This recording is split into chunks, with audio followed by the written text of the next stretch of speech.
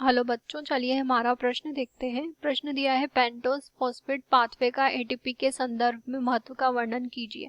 तो इस प्रश्न की अगर बात करें तो सबसे पहले यहाँ देखते हैं इस प्रश्न की मुख्य अवधारणा को। प्रश्न की मुख्य अवधारणा के अंतर्गत हम यहाँ पर कह सकते हैं कि कोशिकाओं के अंतर्गत यहाँ पर ऊर्जा निर्माण के लिए जो है श्वसन की क्रिया संपन्न होती है।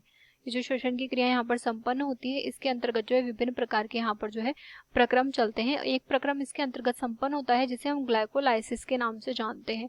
अगर ग्लाइकोलाइसिस प्रक्रम की हम यहाँ पर बात करें तो इसके अंतर्गत हम कह सकते हैं कि जो ग्लाइकोलाइसिस प्रक्रम होता है ये कोशिका को ऊर्जा प्रदान करने के लिए यहाँ पर एटीपी का निर्माण भी संपन्न करता है। अब अगर किसी रूप से हम यहाँ पर बात करें कि ग्लाइकोलाइसिस प्रक्रम यहाँ पर अगर कोशिका के अंतर्गत रुक जाए, तो कोशिका के अंतर्गत ग्लाइकोलाइसिस जब रुक जाता है तो इसके रुक जाने की वजह से यहाँ पर अन्य प्रक्रम प्रारंभ हो जाता है जिसे हम यहाँ पर पेंटोस फॉस्फेट पाथवे के नाम से जानते हैं।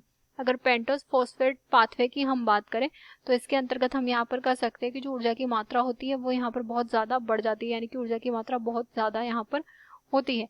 इसके अंतर्गत हम यहाँ पर कह सकते हैं कि सबसे पहले यहाँ पर जो है ग्लूकोज होता है, और जो ग्लूकोज होता है इसका यहाँ पर रूपांतरण जो है ग्लूकोज 6 फॉस्फेट में किया जाता है। तो ग्लूकोज 6 फॉस्फेट में जब यह यहाँ पर रूपांतरित हुआ है, इसके पश्चात हम कहेंगे कि पुनः यहाँ पर जो ग्लूकोज 6 फॉस्फेट निर्मित हुआ है फोस्फोग्लूकोनिक एसिड, तो यहाँ पर जो है फोस्फोग्लूकोनिक अम्ल का निर्माण संपन्न हो जाता है।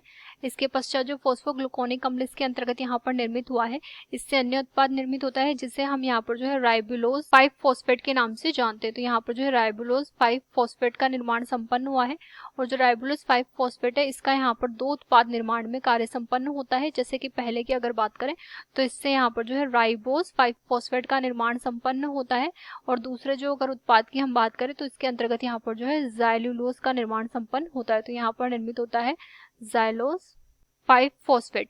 अब अगर बात करें इस क्रिया की ऊर्जा के अंतर्गत तो हम यहाँ पर कह सकते हैं कि इसमें सर्वाधिक मात्रा में जो है ऊर्जा प्राप्त होती है। जैसे कि अगर बात करें पहले पद की तो इसके अंतर्गत ऊर्जा की हानि संपन्न होती है, और यहाँ पर जो है एटीपी जो है एडीपी में टूट जाता है। ग्लूकोज 6 फॉस्फेट से जब यहाँ पर 6 फॉस्फोग्लूकोनिक अम्ल का निर्माण संपन्न होता है तो इस क्रिया के दौरान यहाँ पर जो है NADPH2 की मात्रा प्राप्त होती है, और वो यहाँ पर जो है सामान्य रूप से 6 होते हैं। इसके पश्चात जो अगला पद संपन्न होता है इसके अंतर्गत भी यहाँ पर जो है 6 NADPH2 की मात्रा इसके अंतर्गत प्राप्त होती है।